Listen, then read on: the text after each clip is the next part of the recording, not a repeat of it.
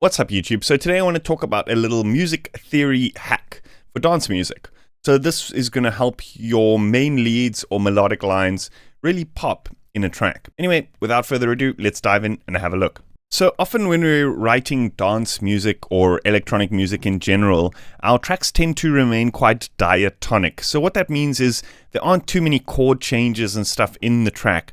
We've got a kind of bed of, let's say, a minor chord or something that most of the sounds are kind of structured around. So something that can really make your main lead or main melodic line pop in your track is to change the mode of the scale that you're using for just that lead.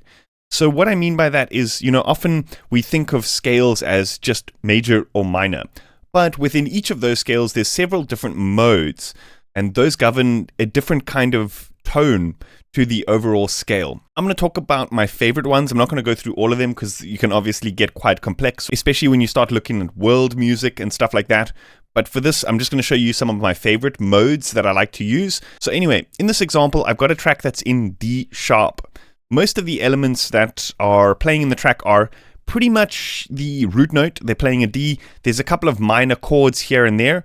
And yeah, so you can hear the track kind of sounds quite diatonic, which is something that you sometimes want for dance music. You don't want too much sort of tonal complexity because that can often stray too much from the rhythm. Do you know what I mean? But sometimes just having a really complex tone can help your sort of main lead or melodic line really pop in your track. So I want to show you this quick example, and then I want to show you how we would traditionally think about writing a lead line, and then how to spice it up a little bit with some modal interchange. This is the example that we have so far.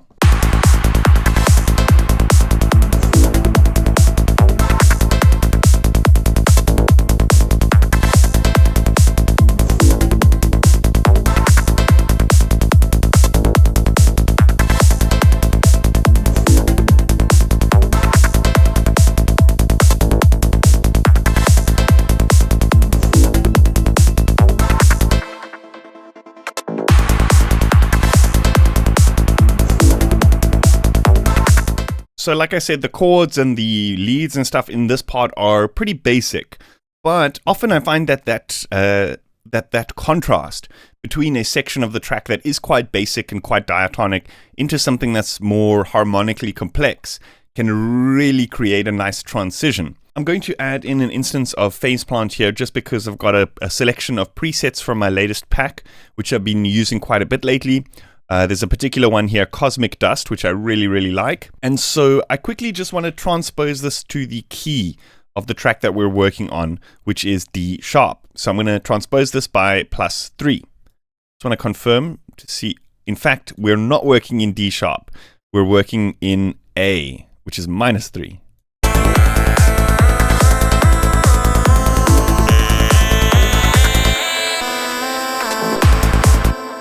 Okay, so we got this track. It's in A minor. What we would traditionally do is, start to throw in notes that are in the traditional A minor scale.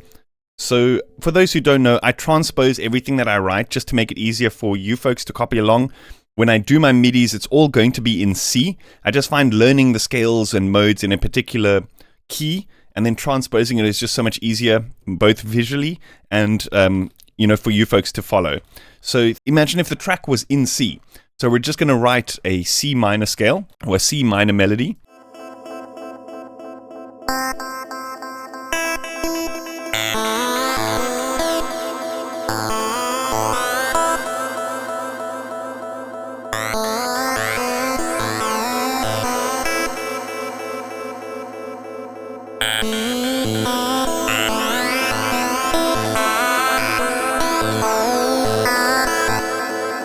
So I actually want to create a few different variations of leads because, sometimes the one mode works better than the other, and it's often dependent on the lead, like the actual melody line that you're writing.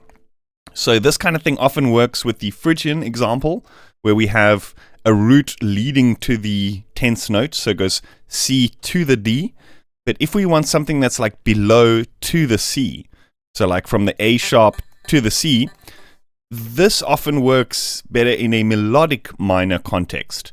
So let's do a a lead that's kind of more like that. And then we can I'll show you both examples.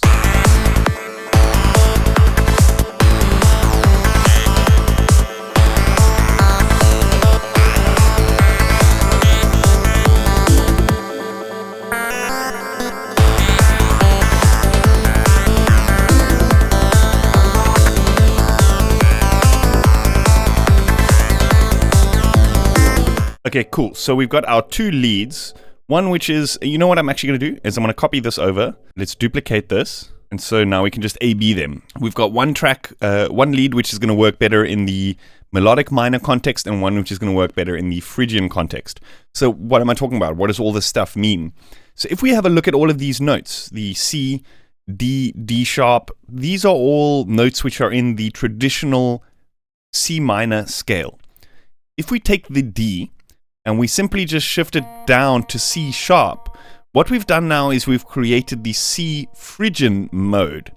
What this is basically where we have a note which is present in the scale which is tenths to the root note.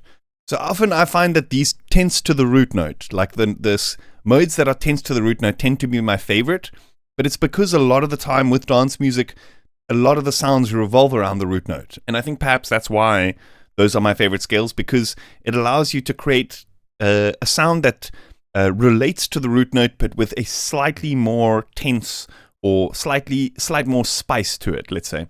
So this would be the phrygian example of the minor scale.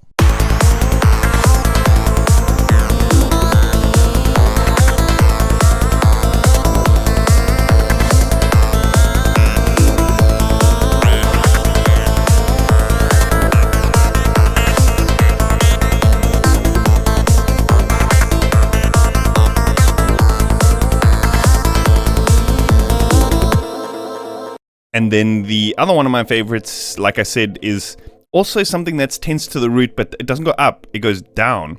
So instead of having an A sharp as part of the scale, you simply just shift this up to the B. So I believe now this is the melodic minor, where we have the note that's just below the C, which is tenths to the C.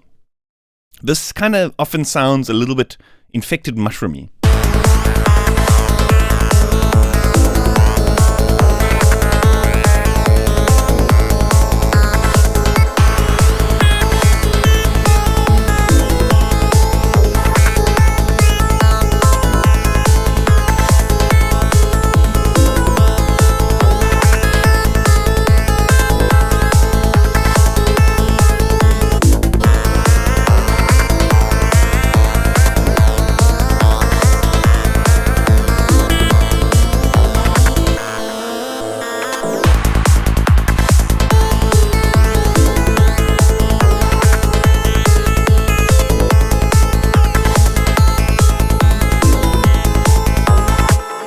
You hear how it really sticks out because it's got that slight, most of the notes relate to everything else that's in the track, but it's just got a slight little bit of something extra, which I think really helps to make that particular lead line shine in the track.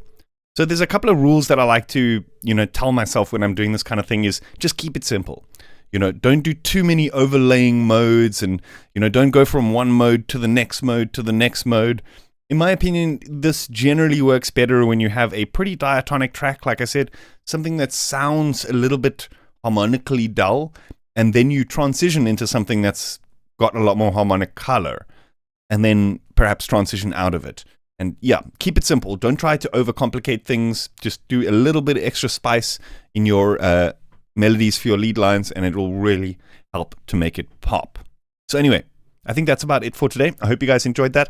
Let me know what you think in the comments. The sound is part of the recent preset pack for Faceplant, which I just released. I'm also going to post the links for that in the description. I'll see you guys next time. Cheers.